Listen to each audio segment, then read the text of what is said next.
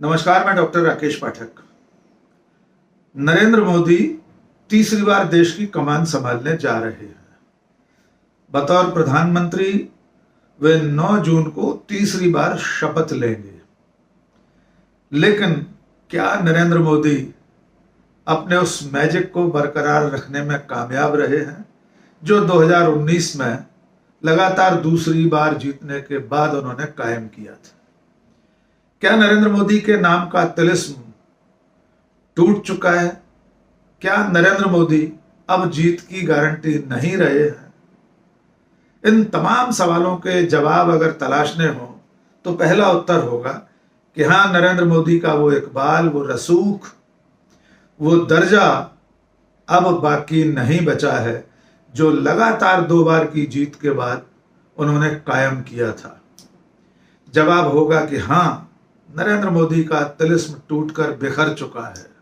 अब नरेंद्र मोदी और उनका नाम जीत की गारंटी नहीं रहा है।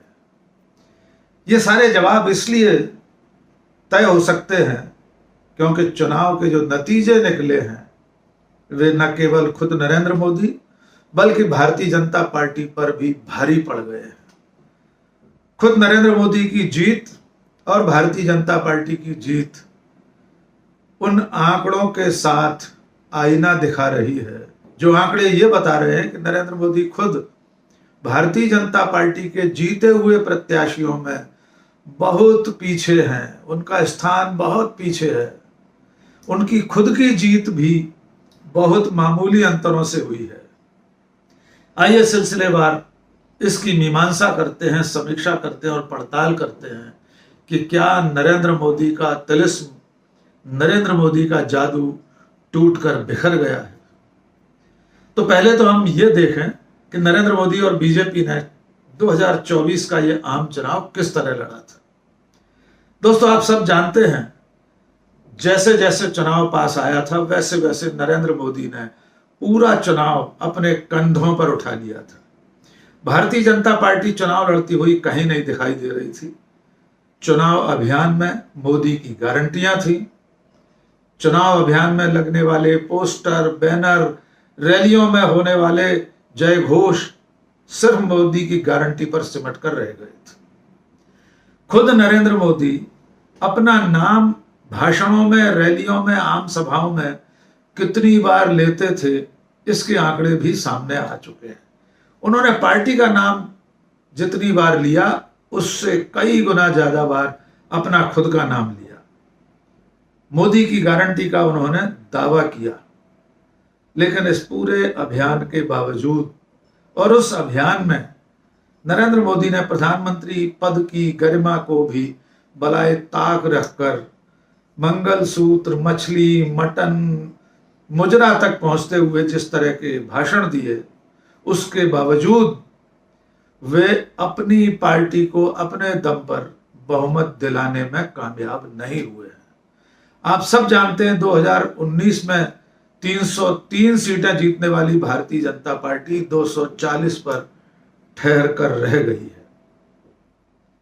तो कुल मिलाकर पूरा चुनाव जिन नरेंद्र मोदी के नाम पर लड़ा गया, पूरा चुनाव जिन नरेंद्र मोदी ने खुद के नाम पर लड़ा, वे चुनावी नतीजे सामने आने के बाद कहां खड़े हैं, इन्हें आंकड़ों के आईने में देखने की कोशिश करते हैं। सबसे पहले तो यह देखें कि नरेंद्र मोदी अपने आसपास के प्रतिद्वंदियों और बड़े दिग्गज नेताओं के सामने चुनावी नतीजों में, यानी वोट हासिल करने में, वोटों के अंतर में, जीत के अंतर में, मार्जिन में कहां खड़े हैं। तो देखा जाए तो नरेंद्र मोदी के सामने सबसे प्रबल प्रतिद्वंदी के रूप में जो नेता खड़े थे उनका नाम था राहुल गांधी। राहुल गांधी भले ही उनके अपने बनारस संसदीय क्षेत्र में प्रत्याशी नहीं थे, लेकिन इस चुनावी महासमर में अगर कोई 2 बड़े नेता प्रतीक रूप में आमने सामने थे तो वो नरेंद्र मोदी और राहुल गांधी थे। अब बनारस और राहुल गांधी की सीटों में जो वोट मिले हैं दोनों को, जो जीत का अंतर रहा है, उसका हिसाब किताब देख लेते हैं। आप सब जानते हैं कि राहुल गांधी 2 सीटों से चुनाव लड़ रहे थे। केरल में वायनाड से, और उत्तर प्रदेश में अपने परिवार की परंपरागत सीट रायबरेली से।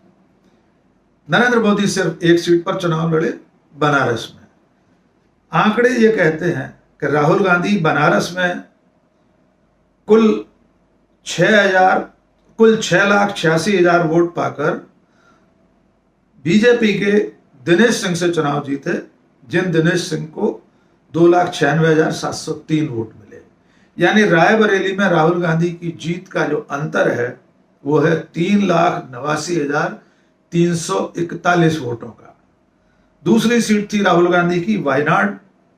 यहां पर उनके सामने सीपीआई की एनी राजा प्रत्याशी थी।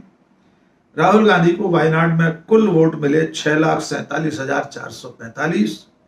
एनी राजा को वोट मिले 2,83,023 वोट। वायनाड में राहुल गांधी की जीत का अंतर है 3,64,422।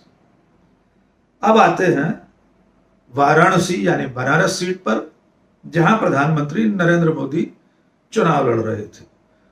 नरेंद्र मोदी को वोट मिले 6,12,970 और उनके सामने जो कांग्रेस प्रत्याशी थे अजय राय, उन्हें वोट मिले 4,60,457।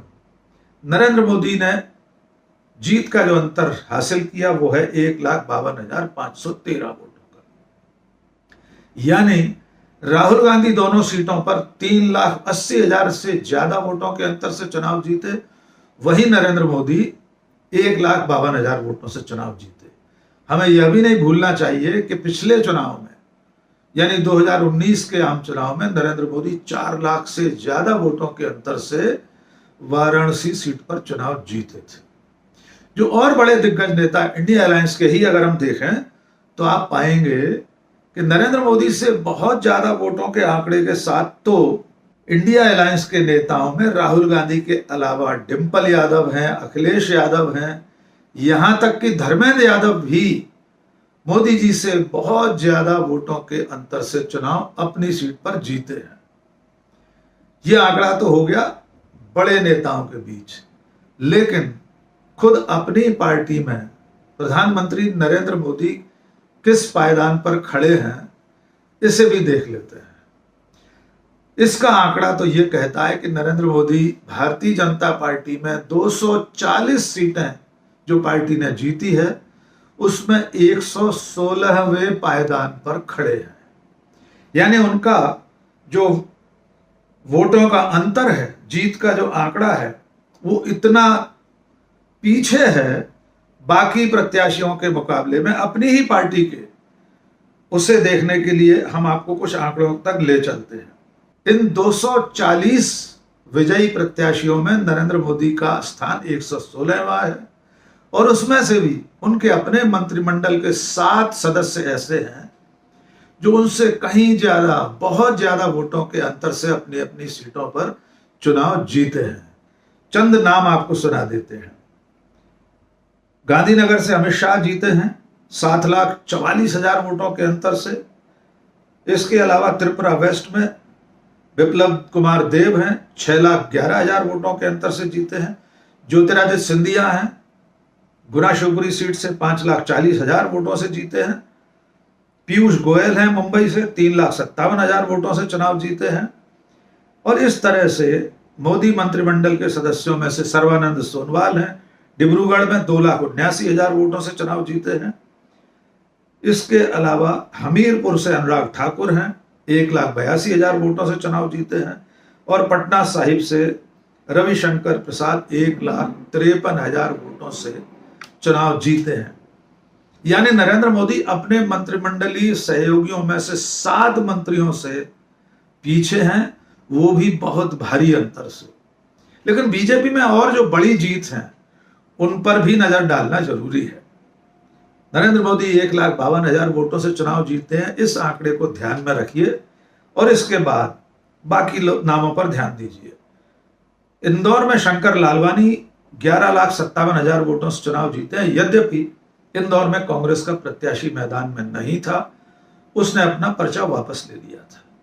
फिर भी इसके बाद जो दूसरा सबसे बड़ा आंकड़ा है बीजेपी में ही, वो आंकड़ा है शिवराज सिंह चौहान का, 4 बार के मुख्यमंत्री शिवराज सिंह चौहान, जिन्हें प्रधानमंत्री नरेंद्र मोदी ने 5वीं बार मुख्यमंत्री बनने का अवसर नहीं दिया, वे शिवराज सिंह चौहान 8,21,000 वोटों से विदिशा संसदीय सीट पर चुनाव जीते हैं। बाकी और बहुत लंबी फहरिस्त है।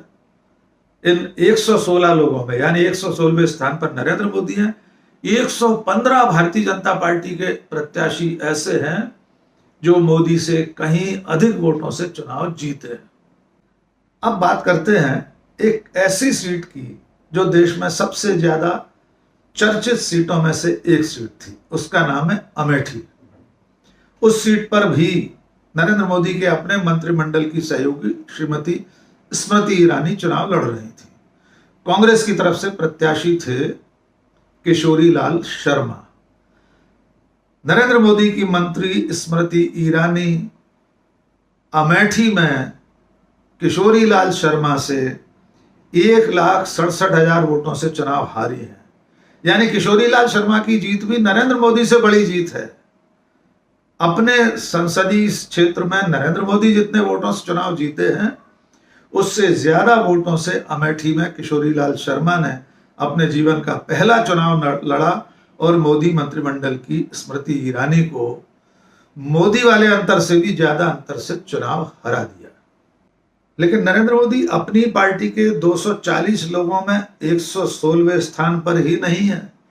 अगर अपने सहयोगी दलों यानी घटक दल जो उनके हैं एनडीए गठबंधन में, उसके विजेताओं को भी अगर जोड़ लें तो नरेंद्र मोदी का स्थान इससे और नीचे चला जाएगा। उनके अपने 19 मंत्री चुनाव हारे हैं। इसके अलावा एक तथ्य यह भी है कि नरेंद्र मोदी बतौर प्रधानमंत्री आजादी के बाद अब तक जितने प्रधानमंत्री हुए हैं, चंद्रशेखर को छोड़कर एक अपवाद स्वरूप, उसके अलावा सबसे कम वोटों के मार्जिन से चुनाव जीतने वाले प्रधानमंत्री हैं। तो दोस्तों, ये सारे आंकड़े ये बताते हैं कि नरेंद्र मोदी का तिलिस्म पूरी तरह से टूट चुका है, बिखर चुका है। वे न केवल खुद बहुत कम अंतर से चुनाव जीते, बल्कि अपनी पार्टी में भी वो 116वें स्थान पर हैं। इसके अलावा उन्होंने उत्तर प्रदेश में भी अपने दम पर पार्टी को जिताने में सफलता प्राप्त नहीं की। उत्तर प्रदेश जो हिंदुत्व का गढ़ माना जाता है, जहां भारतीय जनता पार्टी की सरकार लगातार सत्ता में है, डबल इंजन की सरकार होने का दावा किया जाता है, योगी आदित्यनाथ जैसा हिंदुत्व का मुखर चेहरा मुख्यमंत्री है, इसके बावजूद उत्तर प्रदेश की 80 सीटों में से मात्र 33 सीटें प्रधानमंत्री नरेंद्र मोदी की पार्टी को मिली हैं। यानी नरेंद्र मोदी अपने नाम पर उत्तर प्रदेश में भी पार्टी को जिताने में कामयाब नहीं हुए।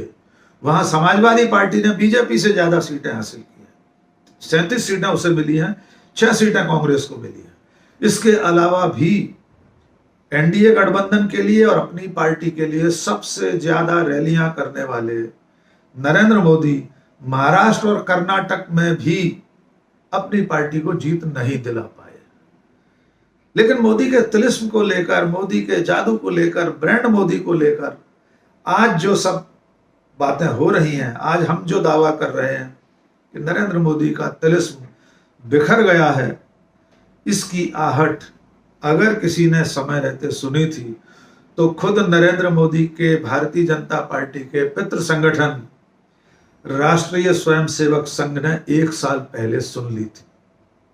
जी हां, आप बिल्कुल ठीक सुन रहे हैं। हम आपको याद दिला देते हैं, 2023 में जब भारतीय जनता पार्टी कर्नाटक का विधानसभा चुनाव हारी थी, तब राष्ट्रीय स्वयंसेवक संघ का जो मुखपत्र है ऑर्गेनाइजर, उसमें एक आलेख छपा था। उसमें मीमांसा की गई थी कि नरेंद्र मोदी और भारतीय जनता पार्टी आज देश में किस मुकाम पर खड़े हैं।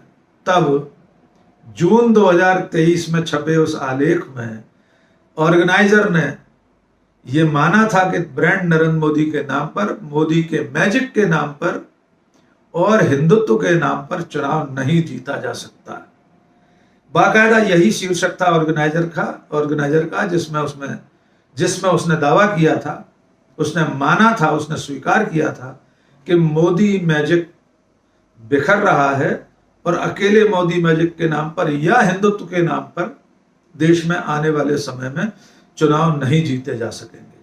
और स्पष्ट है कि 2024 के चुनाव में मोदी मैजिक नहीं चला, हिंदुत्व का नारा भी नहीं चला। आप सब जानते हैं कि हिंदी बेल्ट में जहां हिंदुत्व को बहुत मुखर नारे के रूप में भारतीय जनता पार्टी और नरेंद्र मोदी इस्तेमाल करते हैं, उस हिंदी भारत में 67 सीटें भारतीय जनता पार्टी हार गई है। तो कुल मिलाकर ये बात तो हुई देश में मोदी मैजिक के बिखर जाने की, मोदी का तिलिस्म टूट जाने की, मोदी की गारंटियां नहीं चलने की, मोदी का नाम जीत का भरोसा नहीं रहा, इस बात की। लेकिन क्या पूरी दुनिया ने नरेंद्र मोदी को सचमुच विश्व का सबसे लोकप्रिय नेता माना है? जैसा कि भारतीय जनता पार्टी और उसका पूरा सोशल मीडिया का तंत्र, उसके नेता, नरेंद्र मोदी की सरकार के मंत्री, सांसद, विधायक वर्षों से राग अलापते रहे कि नरेंद्र मोदी का डंका पूरी दुनिया में बज रहा है, नरेंद्र मोदी को विश्व गुरु माना जाता है। लेकिन इन चुनाव परिणामों को दुनिया ने किस तरह से लिया है, इसकी एक वानगी दुनिया के बड़े बड़े अखबारों के जरिए आप तक पेश करते हैं। दुनिया के बड़े अखबारों ने इसे नरेंद्र मोदी को झटका माना है। जिस दिन चुनाव परिणाम निकले हैं उसके बाद दुनिया के बहुत बड़े और प्रतिष्ठित अखबारों के जो शीर्षक हैं, इस खबर को पेश करते हुए द वॉल स्ट्रीट जर्नल ने लिखा है, नरेंद्र मोदी की तस्वीर है, उसकी हेडिंग है Modi declares win but faces setback. यानी मोदी ने जीत का ऐलान कर दिया है लेकिन उन्हें झटका लगा है। इसके अलावा पाकिस्तान का अखबार है डॉन, उसने लिखा है India defeats hate, Modi left eight mercy of Muslim friendly allies.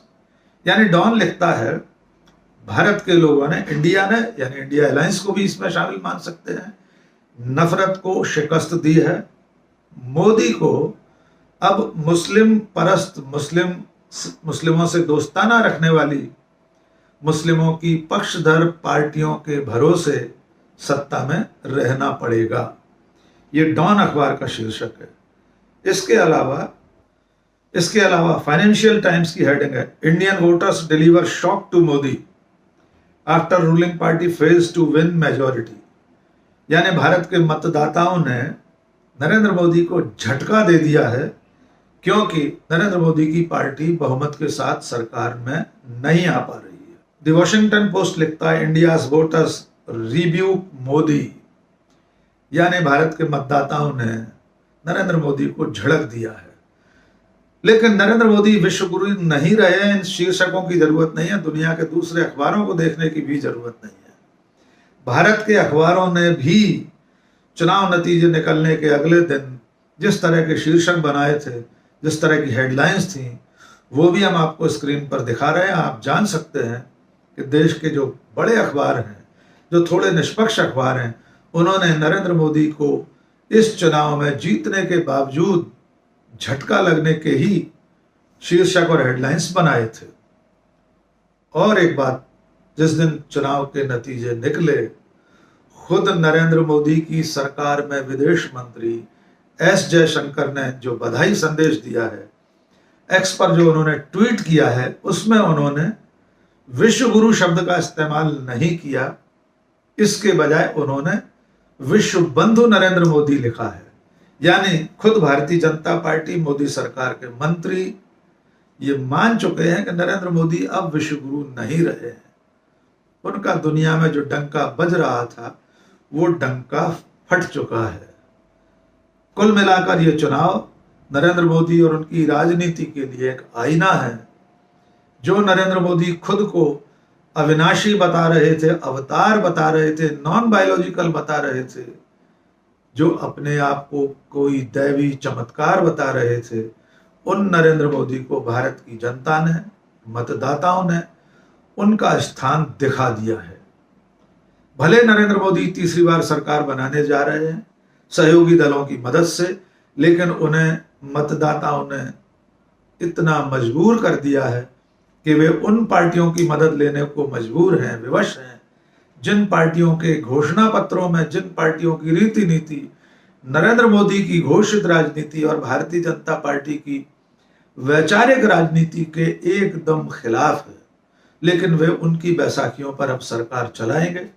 सरकार कितने दिन चलेगी हम नहीं जानते, हो सकता है सरकार पूरे 5 साल पूरे करे, लेकिन फिलहाल इन चुनावी नतीजों ने नरेंद्र मोदी का तिलिस्म पूरी तरह तोड़कर बिखेर दिया है। आज के इस वीडियो में बस इतना ही। बहुत बहुत शुक्रिया। जय हिंद।